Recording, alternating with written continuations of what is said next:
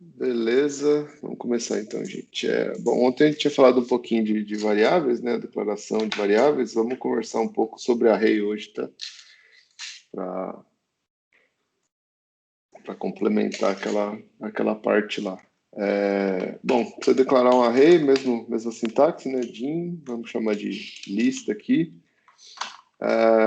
Abre parênteses, fecha parênteses e o tipo. Então, vamos chamar de inteiro aqui, beleza? Dessa forma aqui, eu declarei um array sem especificar qual que é a dimensão dele. Então, essa é uma forma de fazer, tá? Vamos começar do mais simples. Vou falar que são 5 aqui. Tomar cuidado, isso aqui é diferente de um PLC, por exemplo. Esse 5 aqui não é o tamanho do array, tá? E sim o limite superior do array. Ou seja, esse array aqui vai até a posição 5. Mas da onde começa? Da onde começa? Bom, da onde começa normalmente é do zero, tá? Então, se a gente...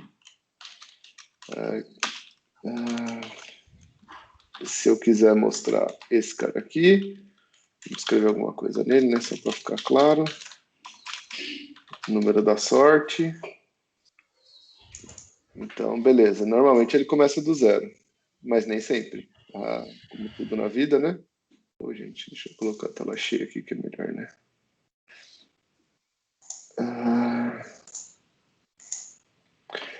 Como tudo na vida, né? O VBA tem uma opção Option Base. Então, se eu colocar Option Base 1, o que isso quer dizer? Isso quer dizer que os meus arrays não vão começar da posição 0 mais. Vou tentar rodar esse código aqui. Ele vai reclamar e falar que está fora do range. Por quê? Porque ele começa do 1. Beleza? Então, tomar um cuidado aí, porque não é sempre do 0, tá? O option base pode ser 0 ou 1, tá? Ele não pode colocar 10 aqui, então é 0 ou 1. Voltei para o 0, ele passa a funcionar de novo. Beleza? E aí, como eu estava falando, é diferente de um controlador, tá? Então ele vai até o 5, independente da base que você colocar. Se você colocar em 0 ou 1, ele sempre vai até o 5, porque foi o 5 que eu defini aqui. Beleza? Tem uma outra coisa no VBA que ele deixa você fazer, que é o seguinte. Eu consigo fazer isso. Quando eu faço isso, o que eu estou falando? Então aqui funcionou, tá vendo a mensagem? Eu vou tirar a mensagem aqui, vou colocar o debug aqui só para ficar mais... Só para não ficar saindo da tela.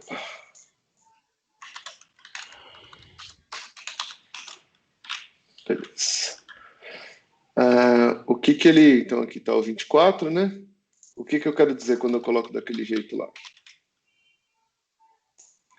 Eu quero dizer que o meu array vai das posições 5 até a posição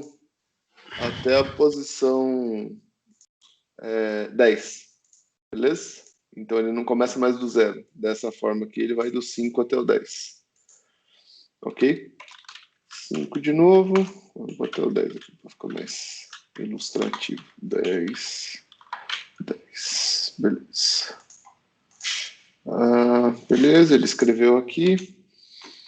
O que mais que eu tenho aqui com relação a arrays, tá?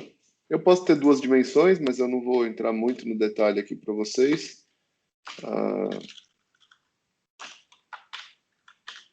Só para não me estender muito, mas eu posso sim ter um array de duas dimensões e declarações de forma diferente, tá? Então, o que é o diferente? Por exemplo, a primeira dimensão aqui eu falei que vai do 5 ao 10 e a outra eu só falei que vai até o 10. Então, eu não preciso manter um padrão entre as dimensões. Eu posso declarar do jeito que eu achar melhor. Quando você trabalha com array, você tem duas instruções aqui que são bem importantes. Quer dizer, uma é bem importante, a outra mais ou menos, né? Eu tenho uma instrução aqui que chama ubound. O que esse cara aqui faz? ele vai me falar qual que é o limite superior desse array aqui. Então, o que é o limite superior aqui? Vou colocar no mudo aqui, senão não dá para ouvir. Qual que é o limite superior desse cara aqui? 10. Para que eu uso isso daqui? Quando você define os arrays e você programa, é importante, às vezes, você criar um código para saber qual que é o limite do array, porque imagina que você fez um programa lá, 55 milhões de linhas, usando aquele array, e aí chega o cliente lá e pede para você, oh, mas eu posso aumentar mais um campo nesse cara aqui? E aí você vai ter que sair caçando em todo o seu código e ajustando tudo que você fez baseado naquele 10 lá, que agora vai ser 11. Opa, que agora vai ser 11. Então, esse cara aqui é super importante por isso, né? Você faz todo o seu código dessa forma e ele fica dinâmico, né? Se eu só mudar a posição do array, ele já ajusta, enfim, já vai fazer a lógica certa.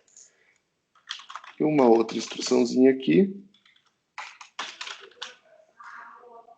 Faz a mesma coisa, só que ele mostra o limite inferior. Como isso aqui não é muito usual, normalmente a gente vai começar sempre do 0 mesmo, ou do 1, se você mudar o option base ali, essa instrução é pouco utilizada, mas é bom vocês saberem que existe, se precisar um dia, para pegar esses valores aqui. Então, limite superior do array, posição máxima, né, e posição mínima. Isso é bem importante quando a gente começar a fazer looping, beleza? Tá. E aquela declaração que eu fiz no início lá, que o meu array não tem dimensão, né? Eu não falei o tamanho dele. Nós temos uma outra instrução aqui que chama redim. Esse cara aqui, eu consigo redimensionar um array. Então, eu venho aqui e falo que a minha lista tem 5 posições.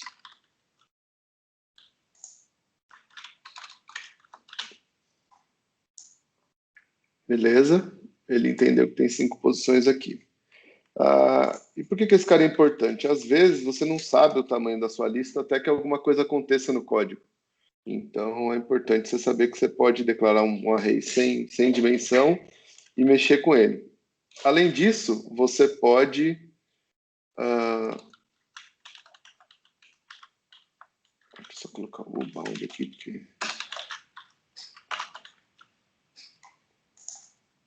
Tirar isso aqui para ficar mais limpo. Você pode mexer na posição do array durante o código. Então, definir o array como 5, mas por algum motivo depois eu preciso que ele esteja como 6. Aqui eu já dei o redim, 24, isso, beleza. Posso mudar esse tamanho no meio do código também. Então, eu posso aumentar e diminuir meu array aqui no meio do código sem problema nenhum. Só fiquem espertos com um detalhe. Tá vendo que eu escrevi aqui o 24 na posição 5? E aqui ele printou 0? Por quê? Quando eu redimensiono o array, ele perde os valores. Então, eu vou perder tudo que tiver na minha lista aí. Para eu não perder, eu tenho que colocar esse cara aqui no meu redim. Então, ele vai, com esse comando aqui, ele vai, ou deveria pelo menos, manter o valor do array aqui. Ih, rapaz, falhou, hein? Depois eu vejo aqui. Mas é esse cara aqui, ele não perde. Beleza. Array era isso. Deixa eu ver se tem mais alguma coisa que a gente tinha que falar hoje.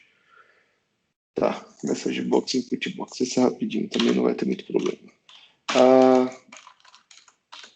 Message box, super simples. Eu posso colocar só um texto aqui.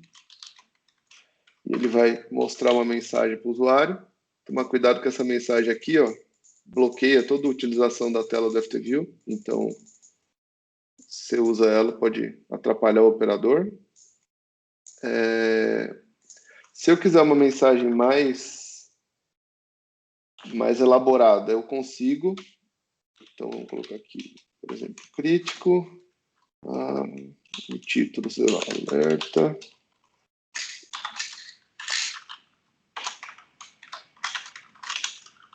Ok. Só que o que acontece? Se eu colocar uma mensagem mais elaborada, eu preciso ter um resultado. eu não posso simplesmente mostrar a mensagem. Por quê? Como ela tem um botão e eu quero ler o que o cara entrou com esse botão, eu preciso escrever ela em algum lugar. Então, é como se fosse uma função, né? Em vez de uma subrotina. Então, resultado.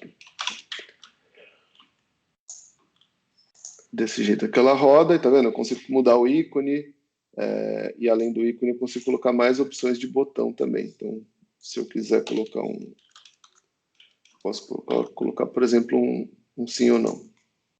Sim ou não, beleza? E aí o cara pode tomar uma decisão baseada nisso. Eu ia colocar o comparador, mas acho que vai ficar muito longo aqui. Acho que eu não vou mostrar o comparador ainda não.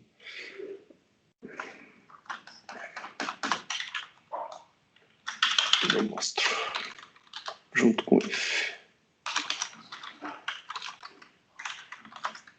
Input box. A ideia é muito parecida. Só que dessa vez ele vai ter um campo para o cara digitar um valor. Então, não é exatamente a melhor forma que a gente tem de coletar um valor, mas às vezes é necessário, né? Você não precisa colocar nada na tela. Então, o cara aperta um botão, por exemplo, e aparece um lugar para ele poder digitar e entrar com os valores, beleza?